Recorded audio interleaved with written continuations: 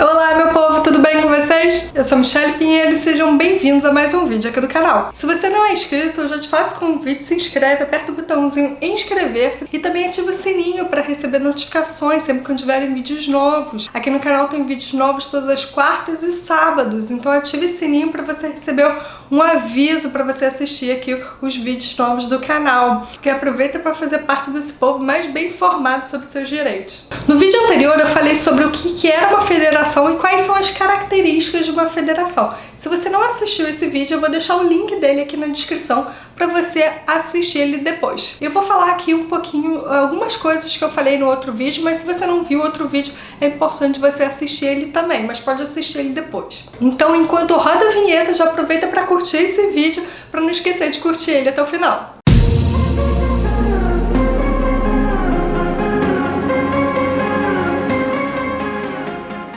Hoje nós vamos falar sobre as competências dos entes da federação.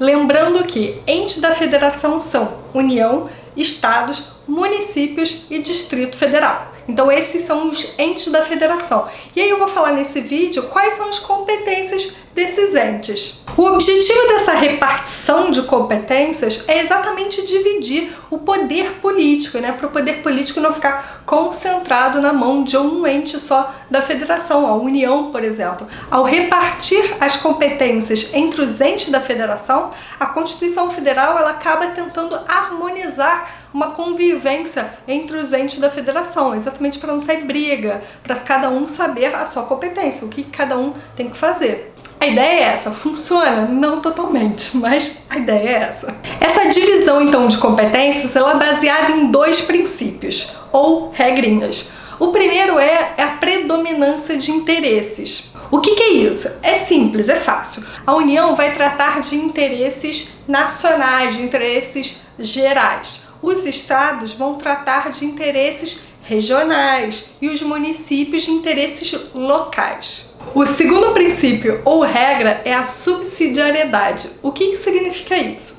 Significa que sempre que possível as questões devem ser resolvidas pelo ente federativo mais próximo do caso, mais próximo da matéria. Agora nós vamos passar a falar um pouquinho sobre como é essa repartição de competências prevista na Constituição Federal. Hoje nós vamos falar sobre as competências da União e depois a gente vai falar sobre as competências dos estados e dos municípios. Antes eu queria falar para vocês para que serve isso? Para que você precisa saber disso? Gente, a gente precisa saber de quem é a competência para determinados assuntos, até para poder reclamar para a pessoa certa. Não adianta a gente querer reclamar sobre um determinado assunto, como por exemplo os estados, se na verdade a competência daquele assunto é dos municípios. Então você precisa saber para quem você vai reclamar. Então agora vamos passar para as competências da União. As competências da União estão previstas nos artigos 21 e 22 da Constituição Federal. As competências do artigo 21, elas são competências administrativas, o que tem que ser feito.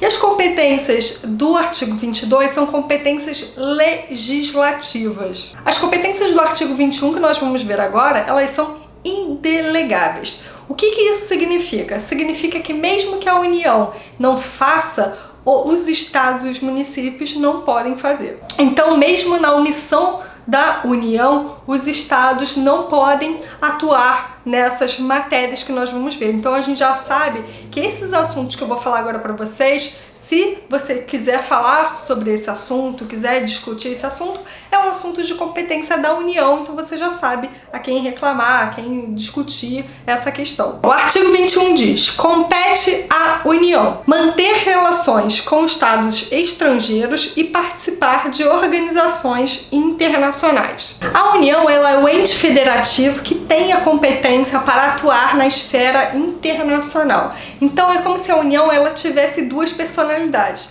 Uma personalidade interna, né, que é esse ente da federação, e uma personalidade externa, que ela representa o Brasil, né, diante dos outros países. É por isso que a gente sempre vê o presidente da República em viagens em outros países, porque quem representa o Brasil é a União. E aí nós vamos ver declarar guerra, celebrar paz, assegurar defesa nacional, permitir forças estrangeiras transitem pelo território nacional ou permaneçam nele temporariamente. Esses 3 dispositivos, eles dizem respeito à defesa nacional. A defesa nacional, gente, é de competência da União. O inciso 5 diz: decretar o estado de sítio, o estado de defesa e a intervenção federal. Esses são elementos de estabilização constitucional. Gente, se vocês quiserem que eu faça um vídeo sobre estado de sítio, o que é estado de defesa, o que é intervenção, comenta aqui e pede para fazer um vídeo, que eu faça um vídeo para vocês explicando qual é a diferença deles, como eles funcionam. Uma outra matéria de competência da União é autorizar e fiscalizar a produção e o comércio de material bélico. E aqui tem uma questão bem interessante. O STF, o Supremo Tribunal Federal, ele decidiu que é inconstitucional uma lei estadual que diga que as polícias militares, polícia civil, podem utilizar armas apreendidas. Então isso foi decidido porque a competência para fazer isso, gente, é da União. Então não pode o Estado fazer uma lei, né, a nível estadual, que autorize as polícias a utilizar essas armas apreendidas. Não é que não pode utilizar arma apreendida, é só que a lei, gente, ela teria que ser feita pela União. Então teria que ser uma lei federal. É isso que quer dizer. Emitir moeda de competência da União, administrar as reservas cambiais do país, fiscalizar as operações de natureza financeira, especialmente crédito, câmbio e capitalização, bem como as de seguro e de previdência privada. O Supremo Tribunal Federal, ele decidiu que é inconstitucional uma lei estadual que preveja que a agência bancária de utilizarem equipamentos para verificar a autenticidade do dinheiro, né? A autenticidade das cédulas. Por que isso, gente? Porque a competência para fiscalizar essas operações de natureza financeira é da União. E aí, continuando nas competências da União, nós temos elaborar e executar planos nacionais e regionais de ordenação do território e desenvolvimento econômico e social, manter o serviço postal e o correio aéreo nacional, explorar diretamente ou mediante autorização, concessão ou permissão os serviços de telecomunicações. Lembrando que a União tem competência privativa para legislar sobre telecomunicações. E também temos explorar diretamente ou mediante autorização, concessão ou permissão serviços de radiodifusão sonora, de sons, imagens, serviços de energia elétrica, navegação aérea, aeroespacial, infraestrutura portuária. Tem uma série aqui de serviços de transporte ferroviário e aquaviário, serviços de transporte rodoviário interestadual e internacional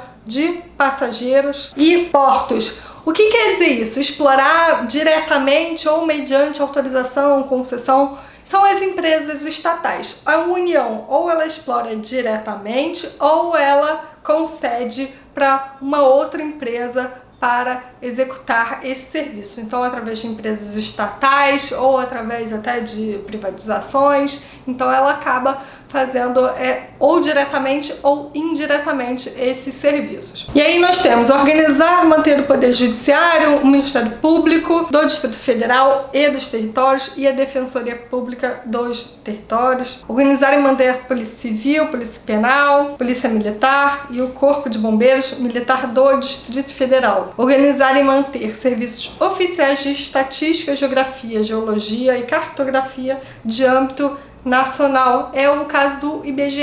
Exercer a classificação para efeito indicativo de diversões públicas e de programas de rádio e televisão. Então, gente, se vocês têm a dúvida de quem faz, né, essa classificação, coloca aí, classificação 14 anos, classificação 16 anos, classificação 18 anos, é a União que tem essa competência. Conceder anistia. A concessão de anistia é de competência da União. Mas lembrando que conceder anistia para o caso de infrações administrativas cometidas por servidores públicos e estaduais é de competência dos estados. E continuando aqui nas competências da União, nós temos planejar, promover a defesa permanente, contra as calamidades públicas, instituir Sistema Nacional de Gerenciamento de Recursos Hídricos, instituir diretrizes para o desenvolvimento urbano, inclusive habitação, saneamento básico e transportes urbanos. Aqui é instituir diretrizes, tá, gente? Não é executar. Estabelecer princípios e diretrizes para o Sistema Nacional de Aviação, executar os serviços de polícia marítima, aeroportuária e de fronteiras. É a Polícia Federal que é o órgão que executa essas polícias, tá? E tem mais. Explorar os serviços e instalações nucleares de qualquer natureza e exercer o monopólio estatal sobre a pesquisa, a lavra e o enriquecimento e reprocessamento.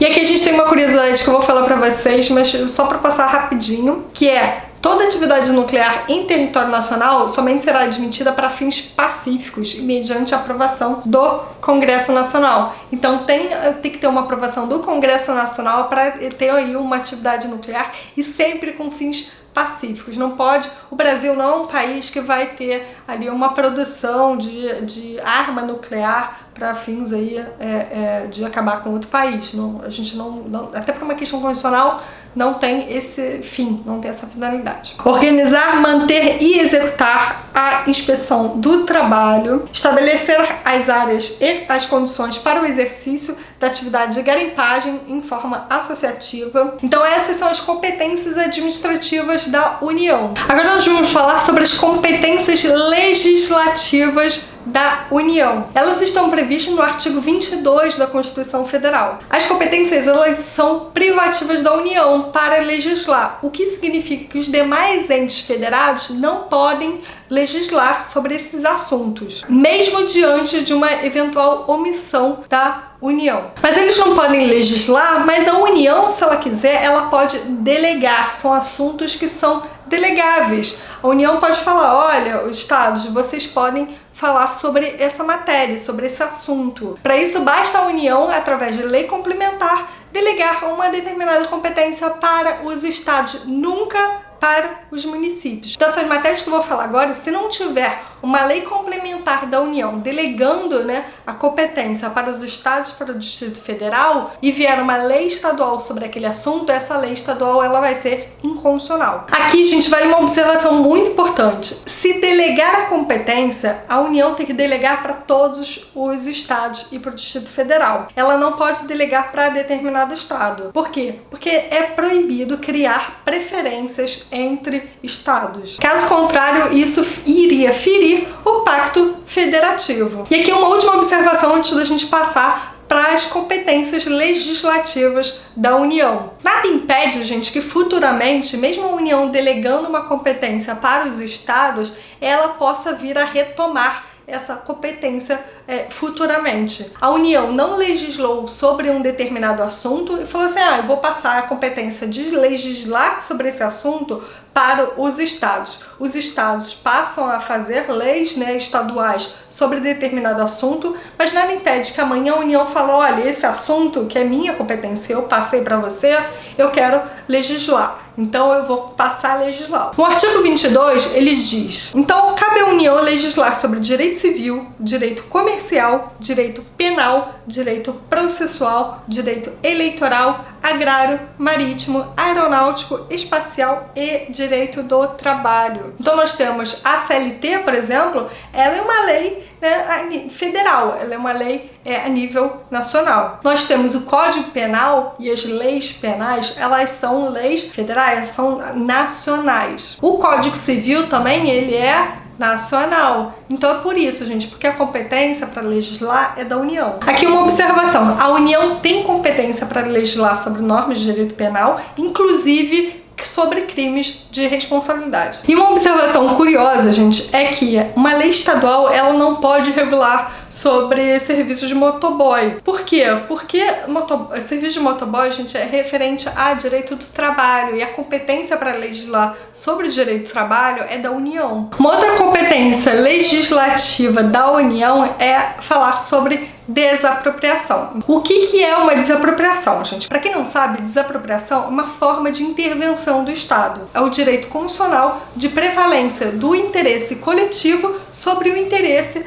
particular. Então a desapropriação é uma forma forma de intervenção do Estado na propriedade privada, onde essa propriedade ela se transforma, né, de um bem privado para um bem público. É claro que mediante o pagamento de uma indenização. Então vamos supor que o Estado precise ali construir uma usina ali de energia. Então ele desapropria uma determinada área, paga um valor de indenização e aquela propriedade, ao invés de ser particular, ela vira pública. Outra competência da União para legislar é sobre requisições civis e militares, em caso de iminente perigo e em tempo de guerra. Requisição também é uma forma de intervenção do Estado, no qual o Estado utiliza bens móveis ou bens imóveis ou serviços particulares com uma indenização posterior se houver um dano. Então aquela coisa clássica que todo mundo conhece, que já viu,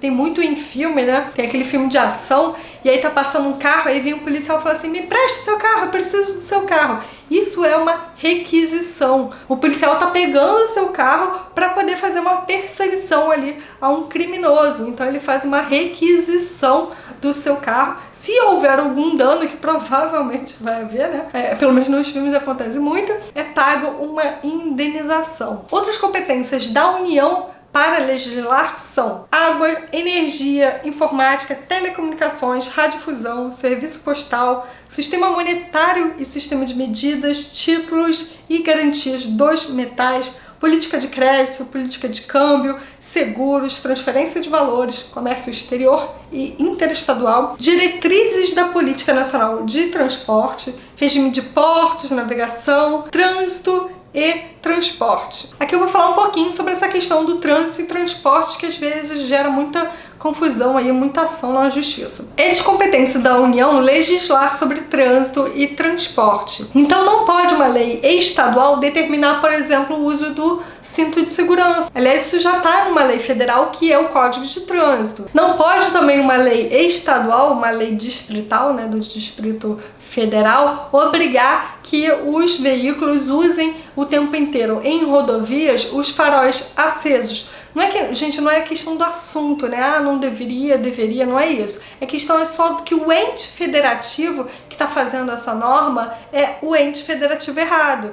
Por que isso, gente? Porque trânsito e transporte é uma competência da União. Lembra que eu falei que são questões gerais, questões nacionais. Trânsito, você circula entre estados. Então, óbvio que esse assunto vai ser de competência nacional, porque senão, imagina, você está dirigindo com algumas regras de um determinado estado. Quando você muda de estado, mudou a regra, né? Aí você tem que se adaptar, é diferente de estado para estado. Então, realmente, trânsito e transporte tem que ser a nível nacional, tem que ser uma lei nacional. Uma outra questão é que uma lei estadual não pode estabelecer penalidades para quem for pego ali embriagado, né, no trânsito. Por quê? Porque isso é de competência da União, então tem que ser a União que tem que legislar sobre isso. Até para essas penalidades elas serem iguais de estado para estado. Aqui, gente, uma observação importante. É competência da União legislar sobre trânsito e transporte. Porém, é de competência comum da União, dos estados, do Distrito Federal e dos municípios estabelecerem uma política de educação no trânsito. Então o Detran, que é um órgão estadual, ele pode fazer ali campanhas de educação no trânsito, porque é uma competência comum essas políticas. Mas voltando para as competências privativas da União para legislar, nós temos legislar sobre jazidas, sobre minas, sobre outros recursos minerais, legislar sobre nacionalidade, cidadania e naturalização, legislar sobre populações indígenas, legislar sobre emigração e imigração, entrada, extradição e expulsão de estrangeiros. Então isso tudo tem que ser através de uma lei federal. Organização do Sistema Nacional de Emprego, de condições para o exercício de profissões, organização judiciária do Ministério Público, do Distrito Federal e dos territórios, sistema estatístico, sistema cartográfico e de geologia nacionais, que é o IBGE. Então quem vai legislar sobre esses assuntos vai ser a União. Além disso, é um órgão federal exatamente por conta disso. Sistemas de poupança, captação e garantia da poupança popular, sistemas de consórcio e sorteios. Normas gerais de organização, efetivos, material bélico, garantias, convocação, mobilização, competência da Polícia Federal e das polícias rodoviária e ferroviária federais, seguridade social, diretrizes e bases da educação nacional. É competência da União legislar sobre diretrizes básicas da educação. Porém, legislar sobre educação é uma competência concorrente da União, dos Estados e do Distrito Federal. Nós vamos falar sobre competência concorrente mais para frente. Fixar, por exemplo, o número máximo de alunos dentro de uma sala de aula pode vir através de uma lei estadual, exatamente por conta dessa competência concorrente. Então, o Estado pode legislar também sobre isso. E, gente, por fim, já acabando as competências privativas da União para legislar, nós temos legislar sobre registros públicos, atividades nucleares, sobre normas gerais de licitação e de contratação. A Lei 8.666 de 1993 é uma lei geral de licitações e de contratos públicos. Aliás, para quem não sabe, gente, eu trabalhei muitos anos com licitações e contratos públicos. Nós temos ainda defesa territorial, defesa aeroespacial, defesa marítima, defesa civil e mobilização nacional, propaganda comercial. Essas são as competências da União. Nós vamos ver depois as competências do Estado e dos municípios e também as competências que são comuns entre cada ente da federação. Não esquece de dar o like nesse vídeo para esse vídeo alcançar mais pessoas, porque é muito importante a gente saber as competências de cada ente da federação. Afinal de contas, é importante a gente saber as competências do governo, né? Seja um governo estadual, o governo federal, o governo municipal, e a gente cobrar aí do governo certo o que a gente quer. Compartilhe com os amigos para todo mundo ficar sabendo disso também. Não esquece de me seguir nas redes sociais, se você não me segue, tá aparecendo aqui o Instagram e a página do Facebook para você me seguir lá também. Se quiser, pode me mandar direct lá pelo Instagram ou comenta aqui um assunto que você queira ver aqui no canal. Um beijo, gente, até o próximo vídeo. Tchau, tchau!